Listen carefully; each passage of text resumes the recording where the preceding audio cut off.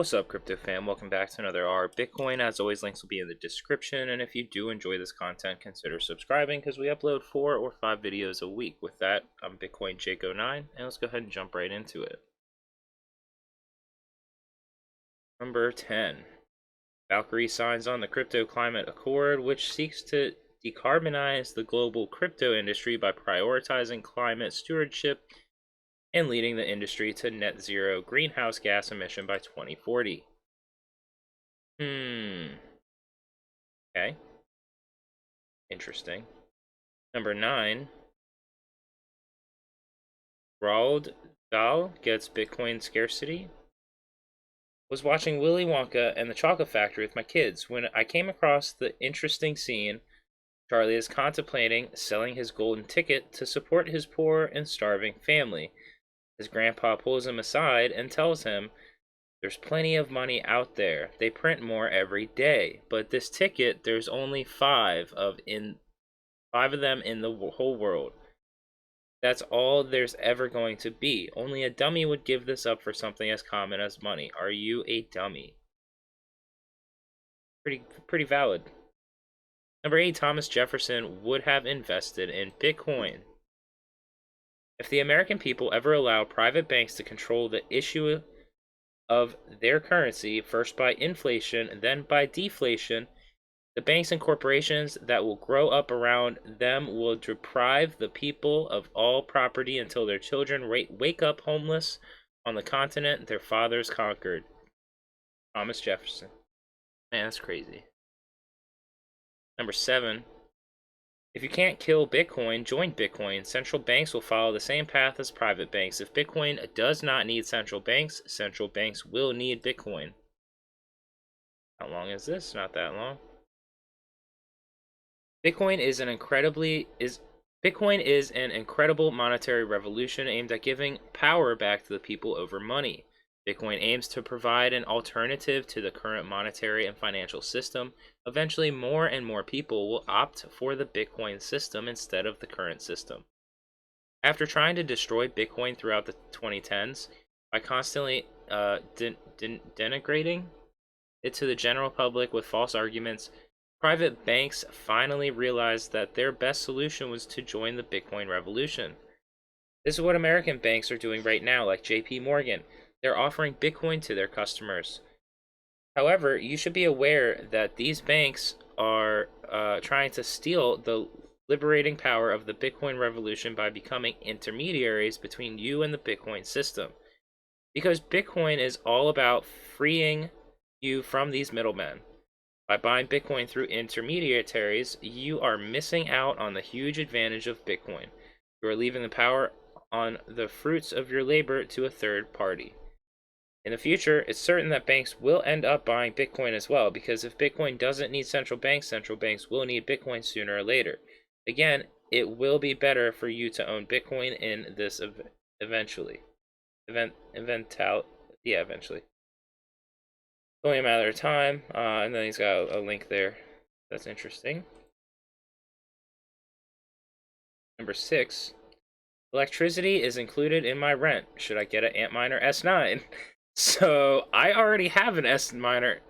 So I have rent included, or I have utilities included. So I have free electric where I'm at. I'm running an S9. I'm running an L3. I'm running a 2 servers. I'm running, like a whole GPU rig, like everything I can. And this dude says, how much are they right now? They're like $1,000, $1,500 for like an Antminer S9. I got mine for $100. Same with my L3. Like, you gotta buy stuff when it's at the bottom, even if you don't plan to use it right then.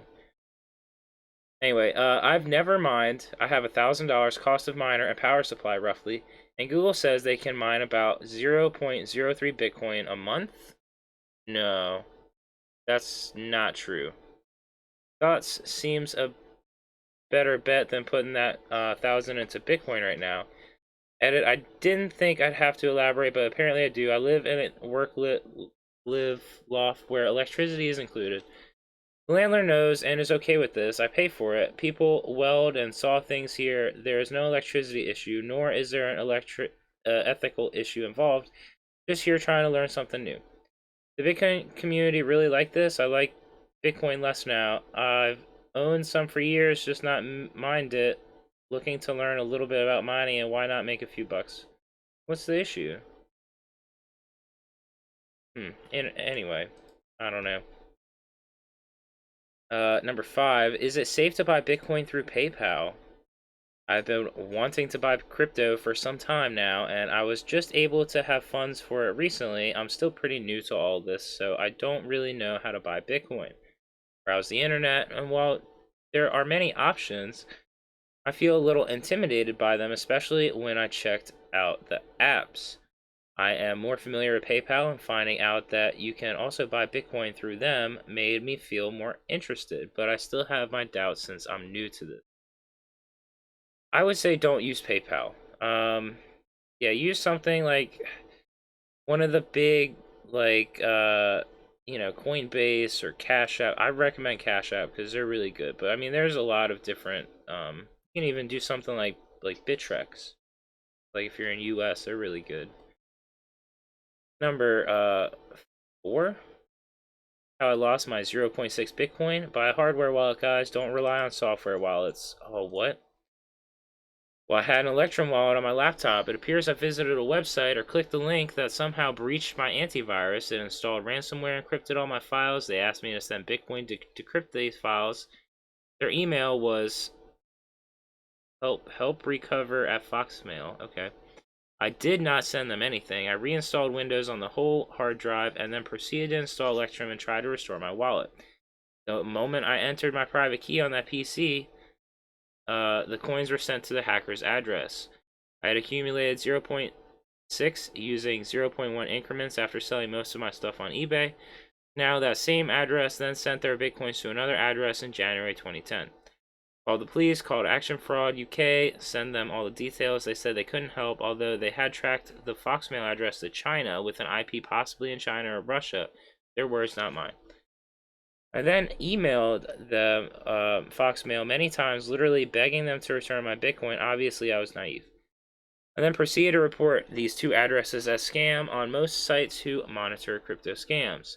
I then bought a new laptop. Geez, they are expensive, as apparently even a deep-rooted residual infection on the laptop can result in your soft wallet getting wiped.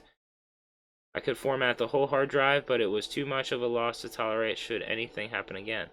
Then I bought a ledger device. Then I sold off myself as a slave on eBay to buy my first 0.01 Bitcoin. Okay, that last line isn't true, but you know what? They haven't broke my spirit. Okay, so basically this guy got wrecked. Be careful. I really don't even use Windows because I don't like their whole system. I run Linux. It's a lot safer. It's a little more difficult to use for, certain things. Like, you can't run games and stuff. But, I mean, you can. It just takes works around. But, yeah, you just gotta stay safe out there. Number 3. Why do I need to pay capital gains taxes on my El Salvador currency, but not any other currency? We should treat it the same as other currencies.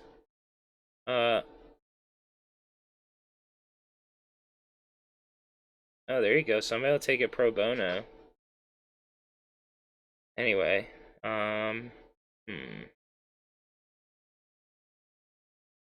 Yeah, basically, this is what I was looking for also. If you made money trading any currency, you're paying taxes. You get taxed on gains, period. Yeah, it doesn't matter if you're doing just currency to currency trades.